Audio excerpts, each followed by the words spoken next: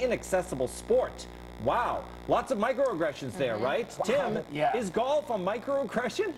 I don't know if it's a I don't know what a microaggression is. The other day I was on my block and somebody walked by me and just looked at me and said, "You look like Uncle Buck." And kept walking. That's a macro. And I thought that was a very aggressive statement, but it was said in a fun way. I think it's about how you say things. It's about context. It's about the way you... I mean, no, don't go up to a woman after she gives a speech and compliment her shoes. I think we all know that. But, I mean, you don't have to term it like it's a microaggression. If it's done, if a successful woman gives a great speech and an idiot goes up and says, "Hey, your shoes are great," they're going to laugh it off. I don't think this is a major civil rights thing. Really? Liz, I go right for the shoes after a speech. Oh, you absolutely should, especially if we've spent enough on the Manolo Blahniks. Exactly. I read what the University of North Carolina considered microaggressions. One of them is if you walk up to somebody and say, "Can I touch your hair?" Okay, if anybody came up and said, "Can I touch your hair?"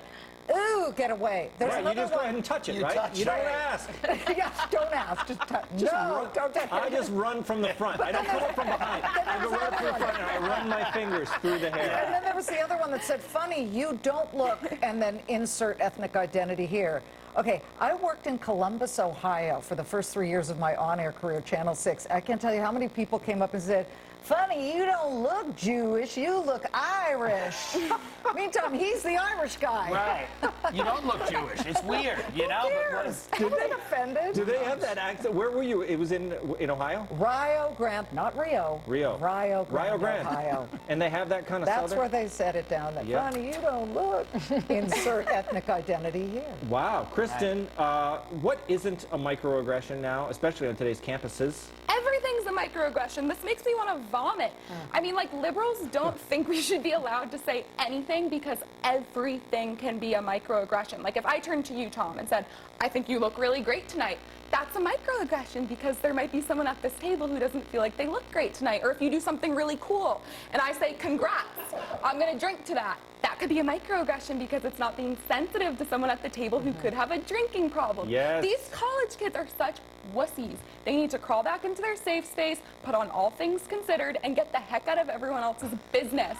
First of all, a great call for people to listen to public radio. Can I just say, you have amazing cleavage. And I also want to point out, that's not a microaggression. It's not. No. That's just like an up and up compliment. Yes. I never do. I'm so aware of microaggressions.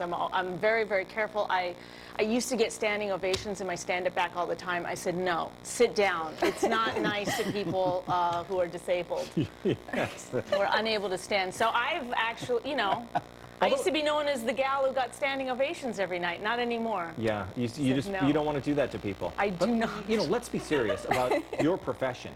It's getting so you can't. I mean, this microaggression stuff is creeping in. It's why comedians can't perform for young people anymore because they have no sense of humor. I just get up and compliment them. That's all I do in my stand-up act anymore. I just say, "You look great." That's my. Tim, you must deal with that. Listen, I let them hug me for warmth. That's the whole show. The whole show is they come, everyone gives one hug, and then they sit back down, and then we do it. It's an hour, and then I leave. Listen, you have an unexpected look. You're gay.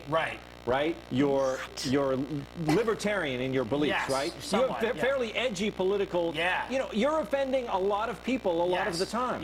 Wait a second. You are a libertarian? I hit on Bonnie, so now it's weird. But you do. You try to be as funny as you can, and you ignore. Listen, you ignore the crazy kids. These are the people that were ignored, and now with the internet. We're giving them like it's the loser that gets to go out and say, "Well, no, this is the way it should be." Ignore them. If you're trying to be funny, you're not trying to hurt people. You're not trying to be hateful, and that's in your heart, and you know that. Then ignore the people that are being ridiculous. Haters gonna hate, in other words. But when people say gay, would that make you, if people use the word gay, does that make you upset? Because I used to use the word gay all the time. I mean, not around my dad's. Right. But I would say it quite. I'm not offended by any of that. I'm not really offended by words. I don't think it's a huge deal. That's it. I think it's going to bounce back. I think if you shot me in a nightclub, I get offended. Then I'm like, wait a minute, hey, this is offensive. Or even hit you, I'm sure. Okay, time to take a break. What has blue eyes, a dark suit, and intolerance for stupidity? Of course, it's Andy Levy, and he's with us next with Halftime. Don't forget, the Redeye podcast.